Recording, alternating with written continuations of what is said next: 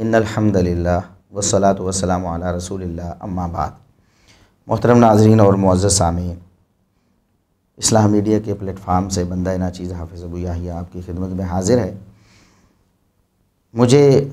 ایک ہمارے محترم اور معزز دوست ہیں اور بزرگ ہیں، ہم کہہ سکتے ہیں ہم سے بڑے ہیں علم و فضل میں، انہوں نے ایک کلپ ہمیں بھیجا تھا اور کہا کہ اس پر آپ کا جواب آنا چاہیے۔ یہ اس کلپ کی وجہ سے شاید لوگ عقیدے میں انحراف کا شکار ہو جائیں گے۔ وہ کلپ تھا جناب مولانا ثاقب رضا مصطفی صاحب کا۔ وہ بریلوی مکتب فکر کے معروف مبلغ ہیں۔ اپنی میٹھی زبان اور اپنے اچھے انداز اور اپنے جو ہے نا ایک سلیس اور جو ہے نا رواں انداز کی وجہ سے وہ بہت معروف ہیں، لوگ انہیں سنتے ہیں۔ تو انہوں نے نبی کریم صلی اللہ علیہ وسلم کے حوالے سے ایک ایسی بات کی جو کہ قرآن و سنت کی تعلیمات کے منافی تھی۔ تو ہم نے یہ ضروری سمجھا کہ لوگوں کو ہم اچھے طریقے سے آگاہ کر دیں کہ ان کی یہ جو بات ہے وہ غلط ہے، اگرچہ وہ اسے درست سمجھ کر ہی کر رہے ہوں گے، لیکن دلائل کی روح سے ان کی بات درست نہیں ہے، وہ غلط ہے۔ اور چونکہ اس کا تعلق عقیدے سے ہے تو یہ اور بھی بڑی ذمہ داری ہے کہ عقیدے کا معاملہ تو بڑا خطرناک ہوتا ہے۔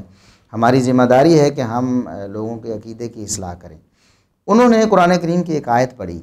کہ وَلَوْ أَنَّهُمْ إِذ ظَلَمُوا أَنفُسَهُمْ جَاءُوكَ فَاسْتَغْفَرُوا اللَّهَ وَاسْتَغْفَرَ لَهُمُ الرَّسُولُ لَوَجَدُوا اللَّهَ تَوَّابًا رَحِيمًا۔ سورۃ النساء کی آیت نمبر 64 ہے، 64۔ اللہ تبارک و تعالیٰ نے فرمایا کہ یہ لوگ اپنی جانوں پر اگر ظلم کر بیٹھیں، پھر وہ اللہ سے معافی مانگیں اور آپ کے پاس آئیں، اللہ سے معافی مانگیں اور آپ بھی ان کے لیے سفارش کر دیں، تو پھر وہ ضرور اللہ رب العزت کو معاف کرنے والا اور توبہ قبول کرنے والا پائیں گے۔ اس میں بیان کیا گیا تھا کہ ایک شخص اگر جرم اور گناہ کر لیتا ہے، نبی کریم صلی اللہ علیہ وسلم کے پاس آئے، اللہ سے معافی مانگے، نبی کریم صلی اللہ علیہ وسلم سے سفارش کروائے، اور نبی کریم صلی اللہ علیہ وسلم بھی اللہ سے سفارش کریں کہ اے اللہ اس شخص سے گناہ ہو گئے، اسے معاف فرما دے، تو اللہ اسے ضرور معاف فرما دے گا۔ تو انہوں نے کہا کہ یہ جو نبی کریم صلی اللہ علیہ وسلم کے پاس آنے کا حکم ہے کہ گناہ گار نبی صلی اللہ علیہ وسلم کے پاس آئیں، تو انہوں نے کہا کہ یہ حضور صلی اللہ علیہ وسلم کی حیات طیبہ میں بھی تھا کہ آپ حضور کے پاس جائیں جب اپنی جانوں پر ظلم کر بیٹھیں، اور یہ عمل جو ہے یہ نبی کریم صلی اللہ علیہ وسلم کی وفات کے بعد بھی ہے کہ آپ فوت ہو گئے ہیں، اس کے بعد بھی آپ گناہ کرتے ہیں تو آپ نبی کریم صلی اللہ علیہ وسلم کی قبر پر جائیں۔ تو کہا اگر تم اپنی جانوں پہ ظلم کر بیٹھو تو میرے محبوب کی چوکھٹ پہ آ جاؤ۔ اور یہ حضور کی حیات طیبہ میں بھی تھا، ظاہری حیات میں بھی، کہ حضور کے پاس جائیں جب اپنی جانوں پہ ظلم کر بیٹھیں۔ صحابہ گناہ کر بیٹھتے تو حضور کے پاس آتے۔ یہ بات انہوں نے کی، حالانکہ یہ بات بالکل غلط ہے۔ قرآن کریم کی اس آیت کا مصداق یہ ہے کہ ایک شخص جو نبی کریم صلی اللہ علیہ وسلم کی زندگی میں موجود ہے، اس سے گناہ ہوا، وہ نبی کریم صلی اللہ علیہ وسلم کے پاس جاتا ہے اور جا کر کہتا ہے اللہ کے رسول میں نے یہ گناہ کر لی، میں اللہ سے معافی مانگتا ہوں، آپ میری سفارش کر دیجئے، یعنی دعا کرواتا ہے وہ نبی کریم صلی اللہ علیہ وسلم سے بھی کہ اللہ اسے معاف فرما دے، تو اللہ تبارک و تعالیٰ اسے معاف فرما دیتے۔ اس سے زیادہ کچھ نہیں۔ نبی کریم صلی اللہ علیہ وسلم کی وفات کے بعد سیدنا ابو بکر رضی اللہ عنہ، سیدنا عمر فاروق رضی اللہ عنہ، سیدنا عثمان غنی رضی اللہ عنہ، سیدنا علی مرتضیٰ رضی اللہ عنہ، اس کے علاوہ دیگر عشرہ مبشرہ ہیں، اصحاب بدر ہیں، اصحاب احد ہیں، اصحاب بیت رضوان ہیں، فتح مکہ والے ہیں، تمام صحابہ کرام، کسی ایک نے بھی کبھی ایسا نہیں کیا کہ نبی کریم صلی اللہ علیہ وسلم کی قبر مبارک پر گیا ہو اور جا کر کہا ہو کہ اللہ کے رسول مجھ سے غلطی ہوگی۔ ظاہر ہے صحابہ کرام تو ہر معاملے میں ہم سے بہت زیادہ اللہ سے ڈرتے رہتے تھے۔ سیدنا عثمان رضی اللہ عنہ کے بارے میں دیکھ لیں، قبر کو یاد کر کے بہت زیادہ رونا شروع کر دیتے تھے، حالانکہ جنت کی بشارتیں انہیں ملی ہوئی تھیں، نبی کریم صلی اللہ علیہ وسلم کی زبانی بھی۔ اصحاب بدر کو دیکھ لیں کہ اللہ تبارک و تعالیٰ نے ایڈوانس میں ان کی معافی کا اعلان کر دیا تھا، اس کے باوجود وہ روتے رہتے تھے۔ اسی طرح صلح حدیبیہ والے رضی اللہ عنہم ورضوا عنہ ید اللہ فوق ایدیہم فعلم ما فی قلوبہم، اتنی ساری بشارتیں پانے کے باوجود بھی وہ اللہ سے ڈرتے رہتے تھے اور روتے رہتے تھے۔ تو ان میں سے کوئی بھی ایسا نہیں ہے جو نبی کریم صلی اللہ علیہ وسلم کی قبر مبارک پر چلا گیا اور جا کر کہا ہو کہ اللہ کے رسول ہمیں اللہ نے حکم دیا ہے قرآن میں کہ جب تم سے غلطی ہو جائے تو میرے نبی کے پاس آؤ، تو آپ صلی اللہ علیہ وسلم آپ ابھی ہمارے پاس اس طرح جسمانی طور پر تو موجود نہیں ہے، ہمارے پاس آپ کی قبر ہے تو ہم آپ کی قبر پہ آ گئے ہیں، تو پلیز آپ ہماری اللہ سے سفارش کر دیجئے، ایسا قطعاً کسی صحابی سے ثابت نہیں ہے۔ اب مولانا ثاقب رضا مصطفی صاحب نے ایک دو دلیلیں اس کے حق میں دینے کی کوشش کی ہے۔ وہ کہتے ہیں کہ اب حضور کے وصال کے بعد بھی یہ عمل صحابہ میں جاری رہا، حالانکہ میں نے آپ سے عرض کیا کہ کسی صحابی نے قطعاً کبھی ایسا نہیں کیا کہ نبی کریم صلی اللہ علیہ وسلم کی قبر مبارک پہ جا کر اللہ کے ہاں سفارش کروانے کی جو ہے وہ فریاد کی ہو یا ایسی اپیل کی ہو، لیکن وہ کہتے ہیں کہ یہ عمل صحابہ میں جاری رہا، تابعین میں جاری رہا، بعد میں آنے والوں کے لیے جاری رہا، اور امت آج تک وہاں جا کر حضور سے شفاعت کی طلبگار ہوتی ہے اور اپنے گناہوں کی معافی حضور کے وسیلے سے طلب کرتی ہے۔ اب حضور کے وصال کے بعد بھی یہ عمل صحابہ میں جاری رہا، تابعین میں جاری رہا، بعد میں آنے والوں کے لیے جاری رہا، اور آج تک امت وہاں جا کے حضور سے شفاعت کی طلبگار ہوتی ہے اور اپنے گناہوں کی معافی اللہ کے حضور کے وسیلے سے طلب کرتی ہے۔ انہوں نے ایک روایت پیش کرنے کی کوشش کی ہے اس حوالے سے، ہم کہتے ہیں کہ وہ روایت ہم بعد میں دیکھتے ہیں، پہلے ہم کہتے ہیں کہ اگر جس طرح کے ہمارے بریلوی بھائیوں کا عقیدہ ہے کہ نبی کریم صلی اللہ علیہ وسلم حاضر و ناظر ہیں، وہ ہر جگہ موجود بھی ہیں اور ہر جگہ دیکھ سن بھی رہے ہیں، یہ ان کا عقیدہ ہے اور یہ ان کے علماء کا بھی عقیدہ ہے، اور یقیناً مولانا ثاقب رضا مصطفی صاحب کا بھی ایسا ہی عقیدہ ہے کہ نبی کریم صلی اللہ علیہ وسلم ہر جگہ موجود ہیں، یہاں بھی ہمارے پاس موجود ہیں، ہماری باتوں کو سن بھی رہے ہیں۔ تو یہ عقیدہ رکھنے کے بعد پھر یہ کہنا کہ گناہ کرنے والے کو نبی کریم صلی اللہ علیہ وسلم کی قبر پر جانا چاہیے اور وہاں جا کر سفارش کا مطالبہ کرنا چاہیے، تو یہ تو عجیب سا بے تکی سی بات ہو جائے گی نا، جب نبی کریم صلی اللہ علیہ وسلم یہاں بھی موجود ہیں اور قرآن کہتا ہے کہ جاؤ کا، اے نبی وہ آپ کے پاس آئیں، جب یہاں آپ پہلے سے موجود ہیں تو ہمیں کہیں جانے کی ضرورت نہیں ہے، تو قبر مبارک پر جانے کی بھی ضرورت نہیں ہے، جا کر کہیں کہ اے نبی آپ ہماری سفارش کریں۔ ادھر بیٹھ کے آپ یا رسول اللہ کی صدائیں دیتے ہیں، تو آپ کا یہ عقیدہ ہے نا کہ نبی کریم صلی اللہ علیہ وسلم یہاں موجود ہیں اور ہماری صدائیں سن رہے ہیں، تو آپ یہاں بیٹھ کے آپ کہیں کہ حضور مجھ سے غلطی ہو گئی،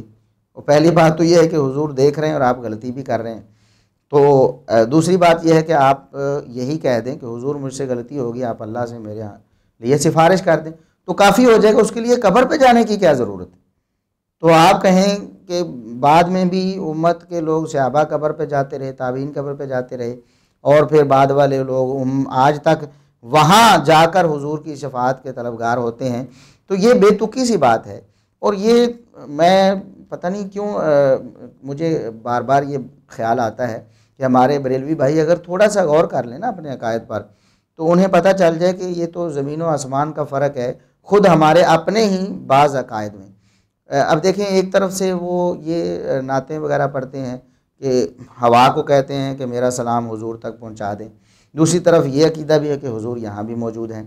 تو بالکل اسی طرح یہ اس معاملے میں بھی ہے کہ یہاں حضور صلی اللہ علیہ وسلم موجود ہیں، تو پھر قبر مبارک پر جا کر وہاں سے سفارش کروانے کی کیا تو بنتی ہے؟ اور یہ بات ہم اپنی طرف سے نہیں کہہ رہے، یہ بات خود ہمارے بریلوی بھائیوں کے جو بڑے علماء ہیں، جو بریلویت کی بنیاد ہے مسلک بریلویت کی، وہ اس بات کے اقراری ہیں کہ ہم یہ مانتے ہیں کہ حضور صلی اللہ علیہ وسلم یہاں موجود ہیں، اور کوئی شخص اگر ادھر بیٹھا ہی کہے کہ حضور میری سفارش کر دیں، مجھ سے غلطی ہو گئی ہے، تب بھی حضور اس کے لیے سفارش کر دیں گے، تو پھر قبر پہ جانے آنے کی باتیں تو ویسے ہی ختم ہونی چاہیے، وہاں جا کر کیا بات ہوتی، یہیں بیٹھ کر کریں۔ ایک بات۔ دوسری بات یہ ہے کہ اگر جو روایات، جو آگے دو روایات مولانا ثاقب رضا مصطفی صاحب نے پیش کی ہیں، اگر ان سے یہ ثابت ہوتا ہے کہ قبر پر جا کر فریاد کرنی ہے نبی کریم صلی اللہ علیہ وسلم سے، یا صحابہ نے جس طرح انہوں نے کہا کہ صحابہ بھی قبر مبارک پر جا کر سفارش کرواتے رہے، تو اس کا مطلب یہ ہے کہ صحابہ کرام کا عقیدہ یہ تھا کہ نبی کریم صلی اللہ علیہ وسلم کی زندگی میں بھی، انہوں نے ایک مثال مولانا ثاقب رضا مصطفی صاحب نے یہ بھی پیش کی کہ آپ کی زندگی میں ایک صحابی سے خطا ہوئی، تو وہ نبی کریم صلی اللہ علیہ وسلم کے پاس آئے اور آ کر انہوں نے کہا حضور میرے لیے سفارش کریں، اور انہوں نے کہا کہ وہ ایک ستون بھی ہے مسجد نبی میں، اس کے ساتھ انہوں نے اپنے آپ کو باندھ لیا تھا، تو بہرحال وہ نبی کریم صلی اللہ علیہ وسلم کے پاس آئے چل کے، تو اس کا مطلب یہ ہے کہ نبی کریم صلی اللہ علیہ وسلم کی زندگی میں بھی صحابہ کرام کا یہ عقیدہ نہیں تھا کہ حضور یہاں موجود ہے۔ بالکل واضح بات ہے، اس میں کسی قسم کا کوئی الجھاؤ تو نہیں ہے نا کہ صحابی نے غلطی کی تو وہ چل کر نبی کریم صلی اللہ علیہ وسلم کے پاس آ رہے ہیں اور آ کر کہہ رہے ہیں حضور مجھ سے غلطی ہوئی ہے، آپ اللہ سے میرے لیے سفارش کر دیں۔ ایک تو ان کا عقیدہ یہ بھی ہے کہ حضور کو معلوم نہیں کہ ہم نے غلطی کی ہے، ورنہ آ کر بتائیں، وہ تو کہیں حضور آپ کو پتہ ہی ہے، آپ میرے لیے سفارش کر دیں۔ ایسے تو نہیں کہا انہوں نے، حضور مجھ سے غلطی ہوئی ہے۔ اور بعض دفعہ ایسی احادیث واضح طور پر موجود ہیں کہ نبی کریم صلی اللہ علیہ وسلم سے ایک شخص آ کر کہتا ہے کہ میں نے یہ گناہ کیا ہے، تو آپ چہرہ مبارک پھیر لیتے، پھر آپ اس سے پوچھتے ہیں کہ ایسے کیا تم نے؟ جی ایسے کیا، پھر ایسے بھی کیا تم نے، یعنی تصدیق کرنے کے لیے کہ واقعی وہ جرم فی الحقیقت اس نے کیا ہے یا اس جرم کے قریب جا کر سمجھ رہا ہے کہ میں نے کر لیا ہے۔ تو نبی کریم صلی اللہ علیہ وسلم غیب بھی نہیں جانتے تھے، اسی واقعے سے جو پیش کر رہے ہیں اس سے ثابت ہوتا ہے۔ بہرحال صحابی آئے اور آ کر کہا کہ اللہ کے رسول میرے لیے سفارش کیجئے۔ اس کا مطلب اپنی زندگی میں بھی آپ صلی اللہ علیہ وسلم ہر جگہ حاضر ناظر نہیں تھے، تو بعد میں پھر کیسے حاضر ناظر ہو گئے؟ اس کی کیا دلیل ہے کہ حضور صلی اللہ علیہ وسلم جب فوت ہو گئے تو اس کے بعد پھر حاضر ناظر ہو گئے، اپنی زندگی میں نہیں تھے؟ تو بہرحال ان کی دلیل آپ دیکھتے ہیں کہ دلیل کیا ہے۔ وہ کہتے ہیں صاحب مدارک نے لکھا ہے اسی آیت کریمہ کے تحت، وَلَوْ أَنَّهُمْ إِذْ ظَلَمُوا أَنفُسَهُمْ جَاءُوكَ، کہتے ہیں صاحب مدارک نے لکھا ہے کہ حضور کا وصال کا دوسرا یا تیسرا دن تھا، نبی کریم صلی اللہ علیہ وسلم کو فوت ہوئے 2-3 دن ہوئے تھے۔ ایک عرابی دیہاتی دور دراز سے سفر کر کے مدینہ منورہ پہنچا حضور سے ملنے کے لیے، لیکن اسے پتہ چلا کہ حضور تو 2-3 دن پہلے فوت ہو چکے ہیں۔ تو اس نے کیا کیا، وہ قبر مبارک پر بیٹھ گیا اور قبر مبارک کی مٹی پکڑ کے اپنے سر میں ڈالنے لگا، اور اس نے کہا کہ اللہ کے رسول میں تو اس لیے آیا تھا کہ غلطی ہوئی ہے اور جا کر آپ سے سفارش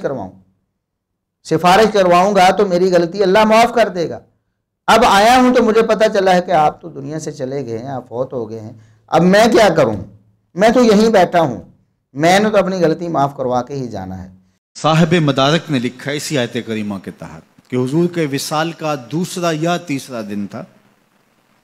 ایک عرابی دیہاتی دور دراز سے سفر کر کے مدینہ المنورہ پہنچا حضور سے ملنے کے لیے۔ جب داخل ہوا تو پتہ چلا کہ حضور کا تو وصال ہو گیا 3 دن پہلے،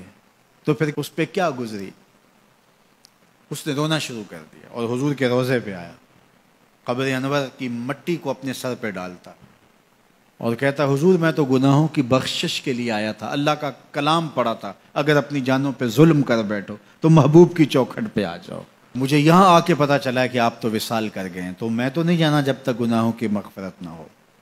ضد کر بیٹھا، تیرے کولوں انج منگاں گا جویں اڑیاں کرے ایانا۔ تو وہ ضد کر بیٹھا، حضور کے روضہ انور کے پاس قبر نور کے پاس بیٹھ گیا، مٹی لا کے سر میں ڈالتا اور کہتا کہ حضور میں تو بخشش و مغفرت کے لیے آیا ہوں، میں نے تو نہیں جانا جب تک میری مغفرت نہ کر دی جائے۔ تو صاحب مدارک نے لکھا ہے فنودی من القبر انہ قد غفر لک، قبر نور سے آواز آئی جا تیرے گناہ معاف کر دیے گئے۔ یہ حضور کے وصال سے 3 دن بعد کی کہانی ہے۔ پہلی بات تو یہ ہے کہ یہ من گھڑت قصہ ہے، ایسی کوئی روایت نبی کریم صلی اللہ علیہ وسلم یا صحابہ کرام سے قطعاً ثابت نہیں ہے۔ دوسری بات، اگر ہم اس کی سند پہ بھی بات آگے کر لیتے ہیں، محدثین کے اقوال بھی ہم اس حوالے سے نقل کرتے ہیں۔ پہلے ہم ذرا لاجیکلی اس روایت کو دیکھتے ہیں۔ اس شخص کا، اس عرابی اور دیہاتی کا عقیدہ کیا تھا؟ اس کا عقیدہ کیا تھا کہ نبی کریم صلی اللہ علیہ وسلم حاضر ناظر نہیں ہے۔ اگر وہ حاضر ناظر سمجھ رہا ہوتا تو وہیں پر ہی عرض کرتا اللہ کے رسول میرے سے غلطی ہوگی، میری جو ہے وہ خطا معاف کروائیے، میرے لیے سفارش کیجیے۔ نہیں، اور اس سے یہ بھی ثابت ہوتا ہے کہ نبی کریم صلی اللہ علیہ وسلم کے جو صحابہ تھے یا آپ کے دور میں جو موجود مقدس ترین افراد تھے وہ بھی غیب نہیں جانتے تھے، ورنہ صحابی کو پتہ چل جاتا، اس عرابی دیہاتی صحابی کو، کہ حضور فوت ہو چکے ہیں، وہ دور دراز سے ملنے کے لیے پھر نہ آتا یا وہیں سے بیٹھ کے ہی پھر سفارش کروا لیتا۔ بہرحال کئی ایک باتیں ہیں جو مطلب سوچی سمجھی جا سکتی ہیں، لیکن یہ من گھڑت قصہ ہے۔ اس روایت کو جن لوگوں نے پیش کیا ہے ان لوگوں کو چاہیے کہ اس کی کوئی سند پیش کریں۔ آخر سند دین ہے نا، جیسا کہ عبداللہ بن مبارک رحمہ اللہ تعالیٰ کا فرمان ہے کہ صحیح مسلم کے مقدمے میں امام مسلم نے پیش کیا ہے کہ الاسناد من الدین لولا الاسناد لقال من شاء ما شاء، سند تو ہمارا دین ہے، اگر سند نہ ہوتی تو جس کا جو دل چاہتا کہتا رہتا. تو بالکل جو سند کا اعتبار نہیں کرتے وہ جو مطلب ان کا دل چاہتا ہے وہ کہتے رہتے ہیں. جو سند کا اعتبار کرتے ہیں جس طرح محدثین نے کیا ہے، آج بھی مسلمان سند کا اعتبار کرتے ہیں، تو وہ سند کو دیکھتے ہیں کہ یہ واقعہ ثابت بھی ہے کہ نہیں. ہم کس طرح اس بات پر ایمان لے آئے. یہ جو بے سر و پا واقعہ ہے اور جس کی کوئی معتبر سند دنیا میں موجود نہیں، جو سند کہیں منقول ہوئی اس کی حالت بھی ہم آگے بیان کرنے لگے ہیں. تو ایسی روایات سے عقیدہ کیسے ثابت ہو سکتا ہے؟ یہ عقیدے کا مسئلہ ہے نا. ہر بندہ سمجھتا ہے کہ یہ عقیدے کا مسئلہ ہے. عقیدے کا مسئلہ اتنا اہم ہے کہ بقول احناف فقہائے احناف نے یہ فیصلہ دیا ہے کہ عقیدے میں اخبار آحاد قبول نہیں ہے. اخبار آحاد ایسی احادیث کو کہتے ہیں جو متواتر نہ ہو، اور بخاری و مسلم کی بھی جو احادیث جن کی صحت پر امت کا اجماع ہے ان میں سے بھی اکثریت اخبار آحاد کی ہے. تو اخبار آحاد بخاری مسلم کی بھی ہوں تو حنفی فقہا کے نزدیک اس سے عقیدہ ثابت نہیں ہوتا، چیجا کہ اس طرح کی جھوٹی روایات سے وہ اپنا عقیدہ ثابت کرتے رہیں. تو یہ بات میں اپنی طرف سے نہیں کہہ رہا، یہ بات ملا علی قاری حنفی صاحب نے کہی ہے. ملا علی قاری حنفی احناف کے معتبر ائمہ میں سے ایک ہیں. انہوں نے ایک کتاب لکھی ہے، ہم اس کے بارے میں تفصیل سے اس کا نام بھی نہیں ہے بتاتے، بات لمبی ہو جائے گی. تو انہوں نے اس کتاب میں یہ لکھا، ہم اس کا حوالہ انشاءاللہ سکین کی صورت میں آپ کے سامنے یہاں پیش کر دیں گے. تو انہوں نے لکھا کہ یہ جو بات ہے عقیدے کے حوالے سے ہے، لِأَنَّهُ فِي بَابِ الْاعْتِقَادِ لَا يُعْمَلُ بِالظَّنِّيَّاتِ. کہتے ہیں کہ اعتقاد کے مسائل میں جو ظنیات ہیں، وہ اخبار احاد کو بھی ظنیات ظنی کہتے ہیں نا، تو کہتے ہیں اخبار احاد اور ظنیات جو ہیں عقیدے میں ان پر عمل نہیں کیا جاتا. اور ولا یکتفی بالاحاد من الاحادیث الواہیات والروایات الوہمیات، اور کہتے ہیں کمزور روایات یا وہمی جو روایات ہیں ان پر جو اخبار احاد بھی ہیں اور ساتھ میں اس درجے کی کمزور اور من گھڑت بھی ہیں، ان پر ہم کس طرح بنیاد بنا کر ایک عقیدہ بنا سکتے ہیں. یہ بات ملا علی قاری حنفی صاحب نے کہی ہے. اب اس روایت کی ذرا حقیقت دیکھ لیں.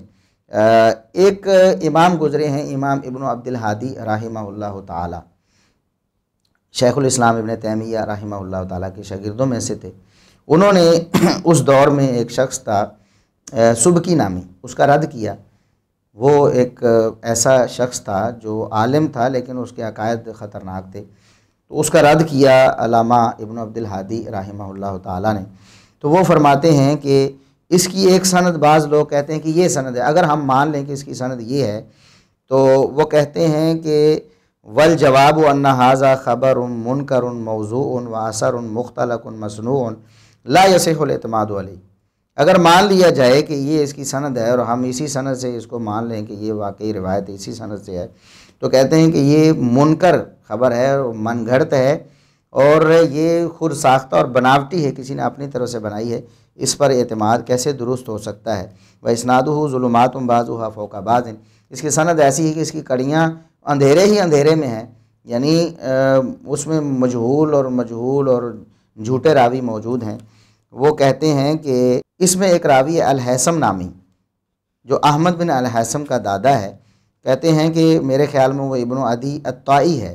اگر یہ وہی ہے تو فہو متروک کذاب،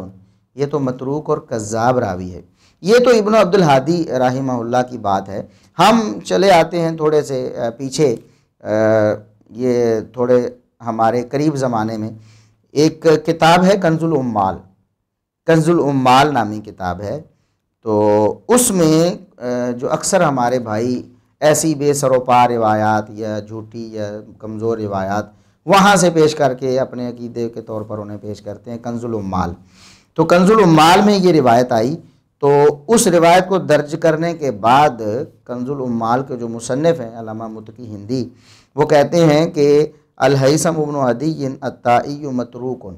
حیثم بن عدی الطائی جو ہے وہ متروک راوی ہے. تو یہ روایت اگر کوئی سند اس کی سمجھ لی جائے دنیا میں ہے تو وہ سند جھوٹی سند ہے اور منکر ہے وہ روایت، اور اس پر اعتماد کرنا قطعاً درست نہیں ہے. یہ تو ہو گیا یہ واقعہ جو مولانا ثاقب رضا مصطفی صاحب نے پیش کیا ہے کہ نبی کریم صلی اللہ علیہ وسلم کی وفات کے بعد 3 دن یا 2 دن بعد ایک شخص عرابی آیا اور اس نے آ کر قبر مبارک پر ڈیرا ڈال لیا اور اپنی قبر پر جو مٹی تھی وہ اپنے سر پر ڈالنے لگا اور کہا حضور سفارش کریں معافی لے کر ہی جاؤں گا۔ پھر قبر سے وہ کہتے ہیں کہ آواز آئی کہ تجھے معاف کر دیا گیا۔ تو یہ روایت جھوٹی اور من گھڑت ہے، ایسی روایت سے عقیدہ بنانا کیسے درست ہوتا ہے؟ اس سے آگے انہوں نے ایک اور روایت پیش کی مولانا ثاقب رضا مصطفی صاحب نے، کہتے ہیں کہ اس سے ایک عرصے بعد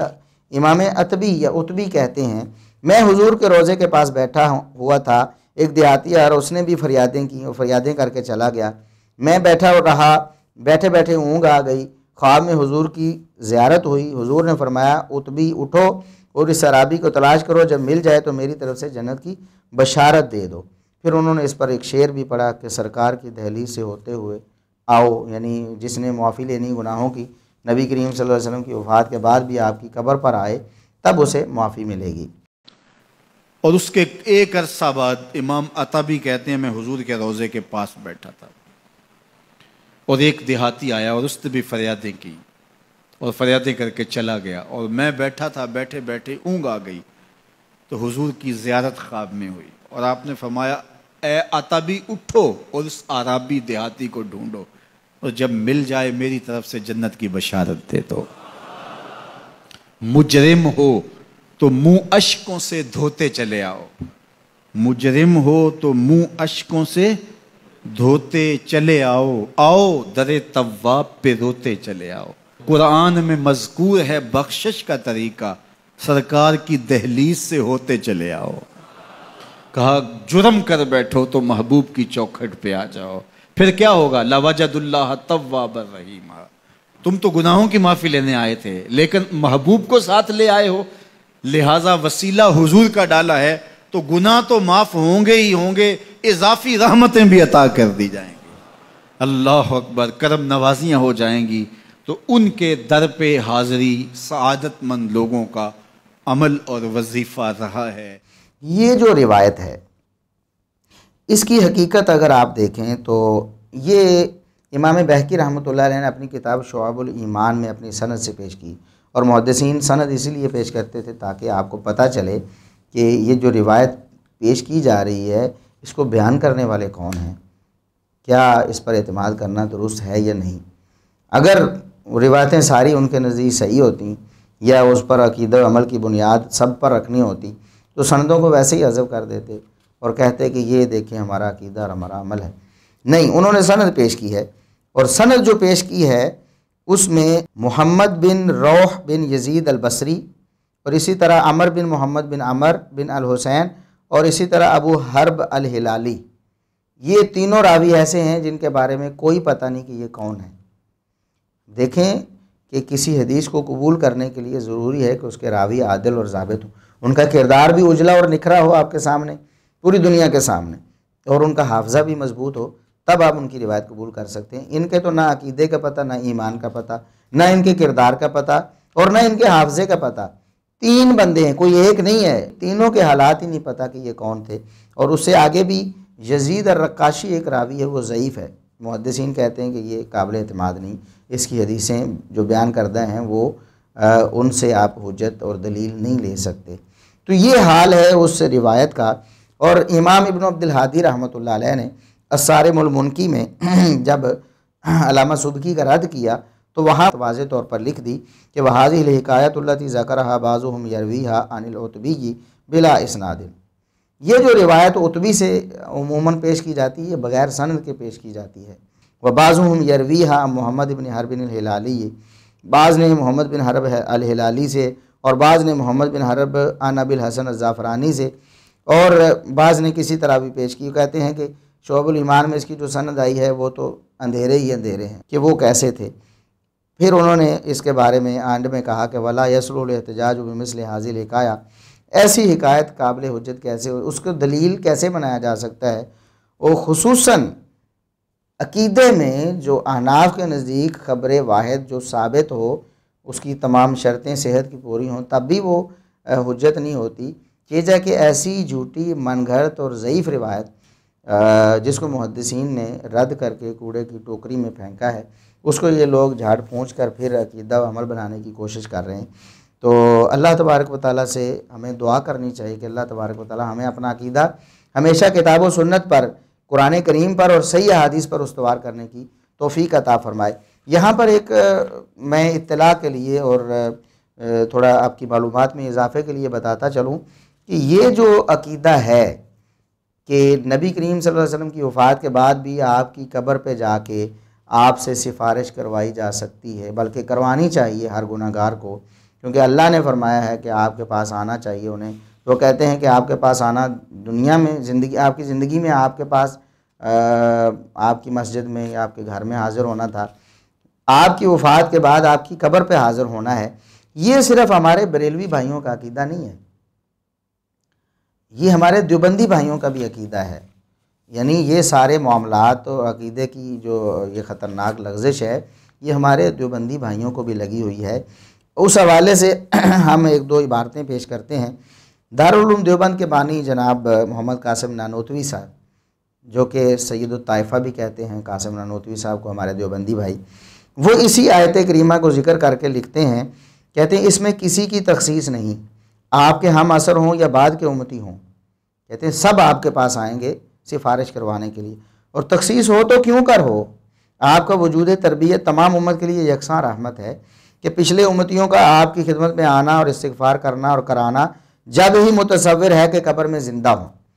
وہ ایک تو یہ بات کر رہے تھے، انہوں نے نبی کریم صلی اللہ علیہ وسلم کی قبر میں زندگی اور لوگوں کو دیکھنا، لوگوں کا آپ سے فریادیں کرنا اور آپ کا سننا اور یہ سارے معاملات ثابت کیے ہیں، اسی جو ہے نا آیت سے ثابت کرنے کی کوشش کی۔ کہتے ہیں آپ اپنی قبر میں زندہ ہیں، آپ ارد گرد کے حالات کو دیکھتے ہیں، لوگ جانے والے آپ کو اپنی بات سنا سکتے ہیں، تب ہی تو اس آیت کا مصداق ہوگا کہ آپ کی زندگی میں بھی لوگ آپ کے پاس آتے تھے، آپ کے وفات کے بعد آپ کی قبر پر آئیں گے اور آپ صلی اللہ علیہ وسلم ان کے لیے سفارش کریں گے۔ یہ بات مولانا قاسم نانوتوی صاحب نے آب حیات نامی کتاب ہے صفحہ 40 پہ لکھی ہے۔ اسی طرح جناب ظفر احمد تھانوی دیوبندی صاحب، یہ بھی بہت بڑے علماء میں شمار ہوتے ہیں، مکتب فکر دیوبند کے، 1394 ہجری میں فوت ہوئے۔ وہ لکھتے ہیں کہ فثابت ان حکم الآیات باقم بعد وفاتہ صلی اللہ علیہ وسلم، ثابت ہوا جو بھی انہوں نے پیچھے پتہ نہیں کون سے دلائل دیے ہوں گے، ان دلائل سے کہتے ثابت ہوا کہ اس آیت کریمہ کا حکم آپ صلی اللہ علیہ وسلم کی وفات کے بعد بھی باقی ہے، یعنی آپ کی وفات کے بعد آپ کی قبر مبارک پر آ کر آپ سے سفارش کروانی ہے۔ اسی طرح ایک عالم گزرے ہیں 9ویں 10ویں صدی ہجری کے علامہ سمہودی، انہوں نے کہہ دیا کہ علماء نے اس آیت سے یہی سمجھا ہے کہ آپ صلی اللہ علیہ وسلم کی زندگی میں آپ کے پاس جانا اور آپ کی وفات کے بعد بھی آپ سے سفارش کروانی ہے، اور کہتے ہیں کہ یہ بدوی والی حکایت اور اتبی والی حکایت اس کی دلیل ہے۔ تو انہوں نے کہا کہ علماء یہی کہتے ہیں۔ علامہ سبکی نے بھی یہ بات لکھی تھی، یہ بات علامہ سمودی نے تو بعد میں لکھی، علامہ سبکی چونکہ پہلے کے ہیں، انہوں نے بھی یہی بات لکھی تھی کہ علماء یہ سمجھتے ہیں، جو علماء ہیں وہ یہ سمجھتے رہے ہیں کہ نبی کریم صلی اللہ علیہ وسلم کی قبر پر سفارش کروانے کے لیے آنا چاہیے۔ تو ابن عبد الحادی رحمۃ اللہ علیہ نے اس پر جو ہے نا تنقید کی، اور انہوں نے بڑا زبردست جملہ ایک کہا، کہتے ہیں من فہم ھذا من سلف الامت و ائمۃ الاسلام، آپ جو کہتے ہیں کہ پہلے مسلمان ہیں وہ ایسے کرتے ایسے سمجھتے رہے، آپ ہمیں بتائیں تو صحیح کہ اسلاف امت میں سے اور ائمہ اسلام میں سے کون ہے جس نے یہ سمجھا ہے۔ ہم بھی یہی عرض کرتے ہیں اپنے بھائیوں سے کہ ائمہ اسلام میں سے، اسلاف امت صحابہ تابعین اور ائمہ دین میں سے کون ہے جس نے یہ سمجھا ہے جو آپ اس آیت سے سمجھ رہے ہیں۔ فاذکر لنا الرجل واحد من الصحابہ والتابعین اور تابعی التابعین والائمۃ الاربعہ، کہتے ہیں کہ ہمیں کسی ایک بندے کا تو نام بتائیں، صحابہ میں سے، تابعین میں سے، تبع تابعین میں سے اور ائمہ دین میں سے، ائمہ اربعہ میں سے، امام ابو حنیفہ، امام مالک، امام شافعی، امام احمد بن حنبل رحمۃ اللہ علیہ، انہی میں سے کسی کا آپ نام بتائیں کہ انہوں نے کسی موقع پر ایسی بات کہی ہو کہ اس آیت سے یہ ثابت ہوتا ہے کہ حضور صلی اللہ علیہ وسلم کی وفات کے بعد ان کی قبر پہ جا کے آپ نے ان سے سفارش کروانی اور انہوں نے کرنی ہے۔ تو وہ کہتے ہیں کہ او غیرہم من الائمۃ و اہل الحدیث والتفسیر، چلو صحابہ سے نہیں، تابعین سے نہیں، تبع تابعین سے نہیں، ائمہ اربعہ سے نہیں، ان کے علاوہ اور بھی ائمہ اسلام ہیں، محدثین ہیں، وہ مفسرین ہیں، ان میں سے کس نے یہ انہ فاہم العموم بالمعنی الذی ذکرتہ، کہ انہوں نے اس حدیث سے وہی عموم مراد لیا ہو جو آپ مراد لیتے ہیں کہ آپ کی وفات کے بعد قبر پہ آپ سے جا کر فریادیں کرنی ہیں اور آپ نے ان کے لیے سفارش کرنی ہے، وہ عامل ابھی ہی او ارشد الیہ، یا کسی نے ایسا کوئی عمل کیا ہو یا ایسی رہنمائی کی ہو، لوگوں کو کہا ہو کہ جاؤ قبر نبوی پہ جا کے اپنے لیے سفارش کرواؤ، فدعواک علی العلماء بطریق العموم ھذا الفہم دعوی باطلۃ ظاہرۃ البطلان، کہتے ہیں کہ یہ جو دعویٰ آپ نے علماء کے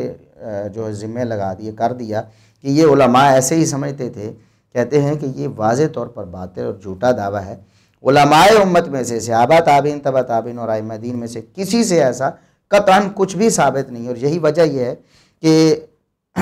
قرآن کریم میں ایسی کوئی بات مذکور نہیں، نبی کریم صلی اللہ علیہ وسلم کی صحیح حدیث میں کہیں بخاری، مسلم، ابو داؤد، ترمذی، نسائی، ابن ماجہ، عقیدے کی کتابیں محدثین نے لکھی، بڑی بڑی کتابیں، امام بخاری رحمۃ اللہ علیہ نے کتاب التوحید صحیح بخاری میں درج کی ہے، اسی طرح دیگر ائمہ نے اپنی مستقل کتابیں بھی لکھی ہیں، ایک ایک صفت باری تعالیٰ اور نبی کریم صلی اللہ علیہ وسلم کے ایک ایک معجزے کو ثابت کرنے کے لیے کتابیں انہوں نے لکھی ہیں۔ کسی نے یہ بات یہ ثابت نہیں کی کہ اس طرح کرنا چاہیے، نبی کریم صلی اللہ علیہ وسلم کی قبر مبارک پر جا کر سفارش طلب کرنا چاہیے، اور نبی کریم صلی اللہ علیہ وسلم اس سفارشی کی بات کو سنیں گے اور پھر آگے پروانہ بھی جاری کریں گے کہ اللہ نے تمہیں معاف کر دی، قبر سے آواز بھی آئے گی۔